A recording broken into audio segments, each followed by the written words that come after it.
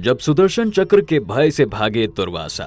दोस्तों, कहते हैं कि भगवान विष्णु का सुदर्शन चक्र एक बार किसी के प्राण लेने के लिए विष्णु की उंगली से निकल जाए तो फिर किसी न किसी के प्राण लेकर ही वापस लौटता है। ऐसी ही कुछ पौराणिक काल की एक घटना में हुआ जब भगवान विष्णु का सुदर्शन चक्र दुर्वासा ऋषि के प्राण लेने के लिए उनकी ओर आगे बढ़ा। ऐसे में ऋषि दुर्वासा ब्रह्म, विष्णु और महेश तीनों के पास अपनी जान बचाने के लिए भागे, लेकिन फिर भी खुद विष्णु भी उनकी जान बचाने में विफल रहे। तो फिर वह कौन था जिसने दुर्वासा ऋषि को सुदर्शन चक्र से बचाया और उनको एक नया जीवन दान दिया? आइए जानते हैं आज की हमारी इस कथा में। दोस्तों, एक बार अम्बरीश नामक एक राजा ने पूरे वर्ष तक द्वादशी के दिन व्रत करने का नियम बनाया। राजा प्रत्येक द्वादशी को नियमित अनुसार व्रत रखते, ब्राह्मणों को भोजन कराते तथा दान करने के बाद ही खुद अन्न जल ग्रहण करते। ऐसे ही समय बीतता गया और राजा नियम अनुसार अपना व्रत रखते चले गए। वर्ष की अंतिम द्वादशी आ गई। नियम अनुसार उन्होंने भगवान विष्णु की पूजा की, जिसके बाद विधि पूर्वक भगवान का अभिषेक किया तथा ब्राह्मणों को भोजन करवाया एवं खूब दान किया। ब्राह्मणों एवं पुरोहितों को भोजन कराने के बाद जब व्रत की समाप्ति करने के लिए राजा भोजन करने बैठे तो अचानक ही दुर्वासा ऋषि वहां पहुंच गए। राजा अम्बरीश खड़े हुए और उन्हें प्रणाम किया। अम्बरीश ने बड़े आदर के साथ उन्हें बैठाया और अपने व्रत के बारे में बताया। उसके बाद राजा ने दुर्वासा ऋषि से भी भोजन करने के लिए आग्रह किया। इस पर दुर्वासा ऋषि ने कहा, भूख तो बड़ी जोर की लगी है, किंतु मैं स्नान करने के बाद ही भोजन ग्रहण करूंगा। ऐसा कहकर दुर्वासा ऋषि स्नान करने नदी की ओर चल दिए। ऋषि स्नान ध्यान में इतने लीन हो गए कि उन्हें याद ही नहीं रहा कि राजा अम्बरीश उनका इंतजार कर रहे हैं और बिना उन्हें भोजन कराए राजा अपना व्रत पूरा नहीं कर पाएंगे। दुर्वासा ऋषि को जाए बहुत देर हो चुकी थी।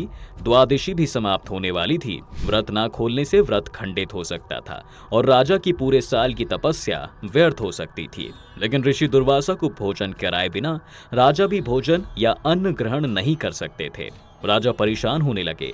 राजा को परेशान होता देख वहां मौजूद बाकी ऋषि मुनियों ने राजा को परामर्श दिया कि द्वादशी समाप्त होने में थोड़ा ही समय शेष बचा है और आपका व्रत पूरा करना बहुत जरूरी है, इसलिए आप केवल जल ही ग्रहण कर लीजिए ताकि व्रत भी पूरा हो जाए और आपको एक ऋषि से पहले भोजन करने का दोष भी न लगे। राजा ने ब्राह्मणों की आज्ञा मान ली और अपना व्रत खोलने के लिए जल से भरा एक पात्र अपने हाथ में लिया। राजा ने जल पीना शुरू ही किया था कि ऋषि दुर्वासा वहां आ गए।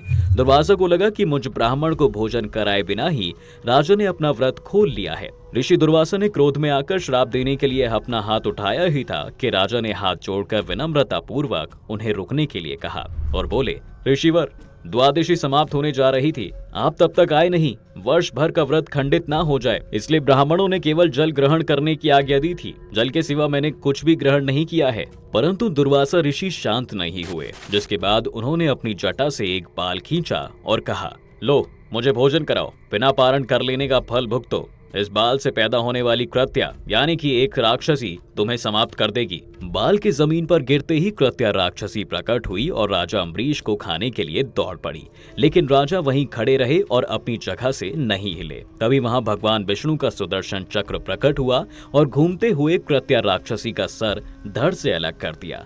किंतु भगवान का ये सुदर्शन चक्र यहीं नहीं रुका और ऋषि दुर्वासा की ओर चल पड़ा।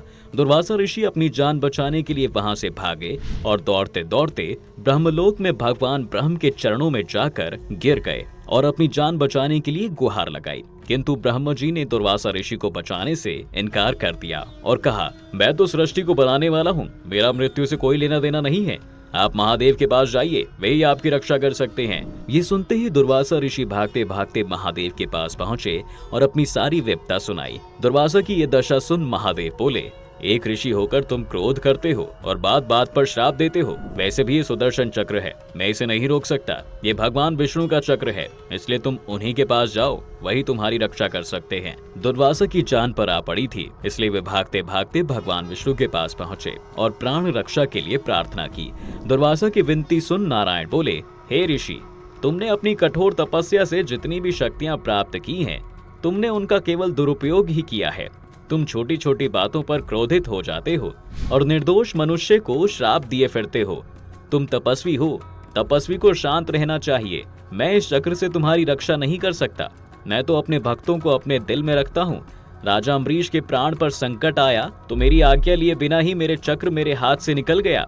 यह तो मेरे हाथ से निकल चुका है और जिसकी रक्षा के लिए ये चक्र तुम्हारे पीछे भागा है, अब बस वही तुम्हारे प्राणों की रक्षा कर सकता है। राजा अम्बरीश के पास जाओ, अगर उन्होंने आपको माफ किया तो यह अपने आप शांत हो जाएगा।